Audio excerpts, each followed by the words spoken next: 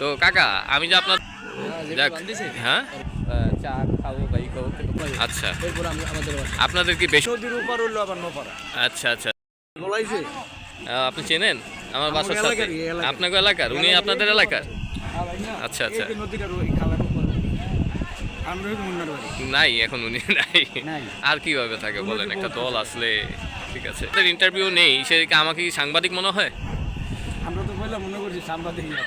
প্রথমে সাংবাদিক মনে করছেন আপনার কি মনে হয় কাকা আয় হায় কি কয় না এরকম কিছুই না আমি একজন ওই মেশিন নিয়ে কাজ করি মানে হসপিটালের মেশিনারি তো ওগুলো নিয়ে তো ভালো লাগলো চা খেলে একটু খুশি হইতাম যেহেতু আপনার সময় নেই এমনি খুশি হয়েছি কাকা। আপনি কইছেন কাকা এতে লাখ লাখ খুশি হয়েছি।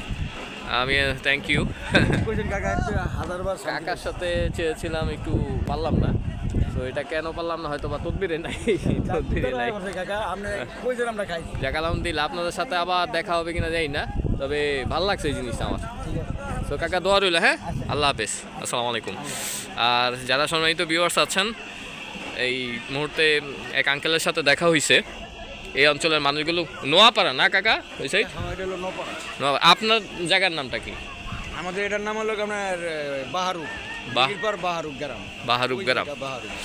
আর ওই আচ্ছা আচ্ছা ওই হেরা যায় বাবার ওই হুন্ডা দিয়ে গিয়া জি, জি, জি। ওই যে পার হই জি গুতারা এরকম পার হয়ে আচ্ছা আচ্ছা আর আমরা এনটা গুতারা পারলে 10 মিনিট লাগবে আমার বাড়ি যাচ্ছি বুঝতে পারছি কাছাকাছি আছেন কাছাকাছি। ভাই আপনি কি করেন মূলত আমি জি আমি এই এলাকায় থাকি বাসায়।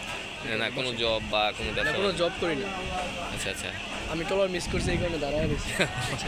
কোনো ব্যবসা বাণিজ্য বা জব এরকম কিছু করেন না না কোনো জব নেই, বাসায় ইবাদত করি।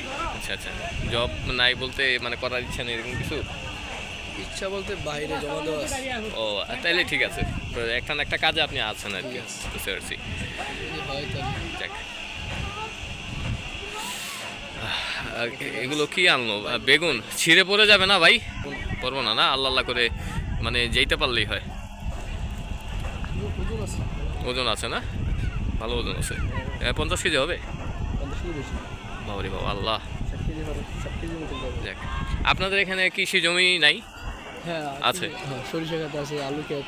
এটা কোন এখন যে season, কোন সাইডে আপনাদের ওইদিকেই আমরা তো এই যে এই আছে না তোরটা, জি জি জি তোরটা পরে একটা এরকম গান আছে, আচ্ছা আচ্ছা এরকম গুদারা পারো বেশিরভাগই হচ্ছে এই চর অঞ্চল এরকম কিছু এই সাইডে সমস্যা নেই। গজারিয়ায় তো অনেক চর ভাই হ্যাঁ গজারিয়ার দিকে হ্যাঁ, আবার ওই নপাড়ার দিকে একটু আসলে নতুন একটু দেখা যায়, বিল্ডিং আছে তো নতুন।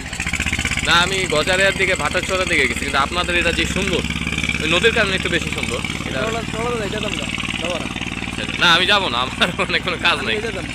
ও আচ্ছা আপনি দাঁড়ায় আছেন তাহলে আমার জন্য ওয়েট করলেন আচ্ছা যাক ওই এক ভাইয়ের সাথে আর কি দেখা এখানকার স্থানীয় ওই কথা বলতে বলতে ভাই একটু আসো তো কথা বললাম একটু পরিচিত হলাম তো কথা বলতে বলতে ওইটা ওনার টলার তা আমার সাথে কথা বলতে বলে ওই টলারও মিস করে ফেললো যাই হোক ভাইয়ের আন্তরিকতা দেখে আমিও মুগ্ধ মোটামুটি এইটা দিয়ে যেতে পারবেন না ভাই এটা দেখলে টাকা বেশি লাগবে, চর্দা হুন্ডাদা যাইতে অনেক জাম। ও আচ্ছা আচ্ছা তার মানে এটাই আপনার সহজ এটা নিলে 10 টাকা লাগতো না হ্যাঁ মানে না, এটাতে গেলে 100 টাকা লাগবে, দ্রুত যাইবো, 20 মিনিটে যাইতে পারবো।